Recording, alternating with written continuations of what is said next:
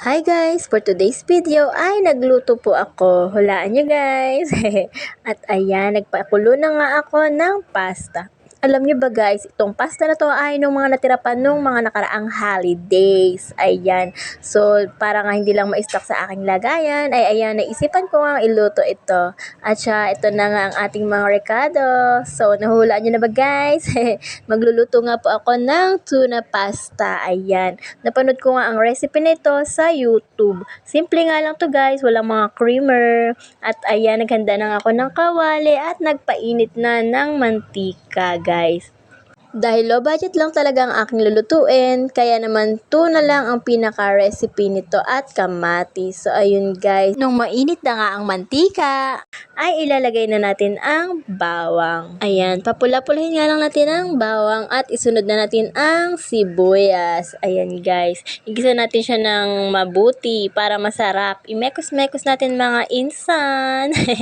At ayan, nung mapula-pula na nga ang bawang at sibuyas, isusunod na nga po nating ilagay ay yung ating kamatis, pampasarap sa ating tuna pasta.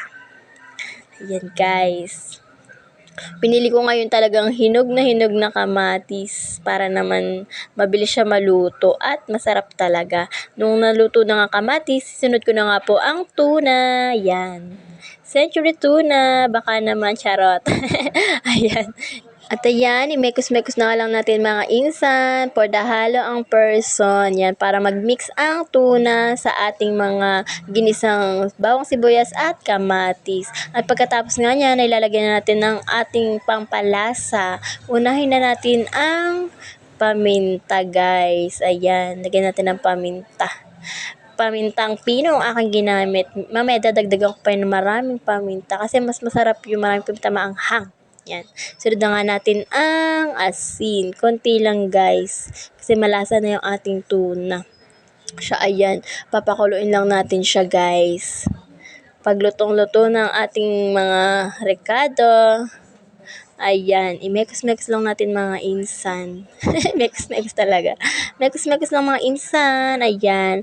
At nung kumukulo na nga siya ng bongga, ay isusunod na natin ang ating pasta. Ayan na po. Andito na tayo. So, malapit na tayo sa final. Charot. Yan. At haluin nga lang natin ng haluin. At ilalahat ko na ngayon pasta ang aking pinakuluan kanina. So, ayun guys. Kita niya naman. Mukhang masarap. Tsura pa lang masarap na. Yes guys. Sa totoo lang masarap talaga. Char. Ako nagluto eh. So ayan, paghalo ko nga inayan ko lang ng konti. At ayan guys, luto na siya. Naluto ko na. Ito, tikim time. Game kaya, tikim na kayo ni Papa Mom. Na. Honest review. Honest review. Happy. Happy daw. Ako mula, sa papa mula. Mainit pa nak, mainit pa. Game nak, dali. Kay Papa tabi. Papa, Mama ayaw. Okay. Okay din.